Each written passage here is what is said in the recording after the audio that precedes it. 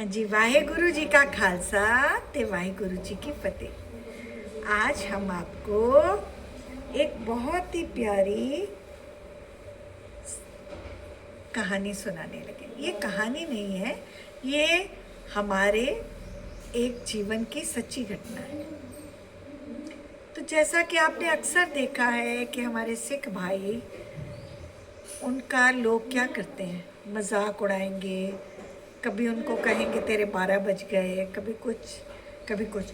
लेकिन मुझे पूरा यकीन है कि आज अगर आप मेरी कहानी को, मेरी जीवन की सच्चाई को अच्छी तरह से सुनते हो तो इसके बाद आप कभी भी किसी भी मेरे सिख भाई का मजाक नहीं उड़ाओगे, बल्कि उनके आगे सिर झुकाओगे, उनको आदर करोगे उनका, और प्रेम की भावना से उनको देखोगे।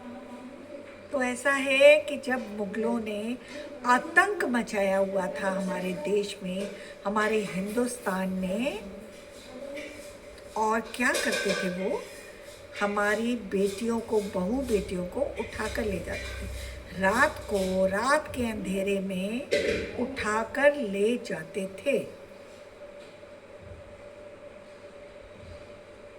तो क्या है, हमारे सिख भाइयों ने निर्णय लिया कि रात को वो पहरा देंगे, जिसको ठीकरी पहरा भी कहते हैं।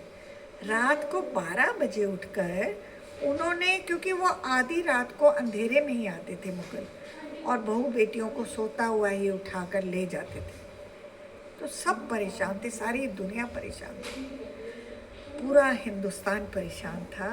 तो हमारे सिख भाइयों ने निर्णय लिया कि वो रात भर जाकर बहू बेटियों की रक्षा करेंगे, और उन्होंने एक दूसरे को आवाज़ देना शुरू किया कि उठ जाओ, 12 बज गए, 12 बज गए, 12 बज गए। तो ये तभी से चला है जो कहा जाता है कि सिखों के 12 बज गए, सरदारों के, ये मजाक उड़ाया जाता है, लेकिन ऐसा नहीं है।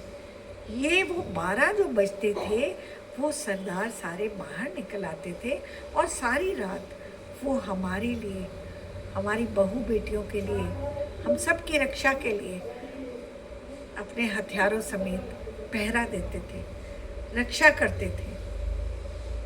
ठीक है, तो आज के बाद कोई भी, आप सच्चाई समझ चुके हैं, ये मत कहिएगा कि तेरे 12 बज गए, क्योंकि 12 बजे के डर से मुगल भी भागते थे।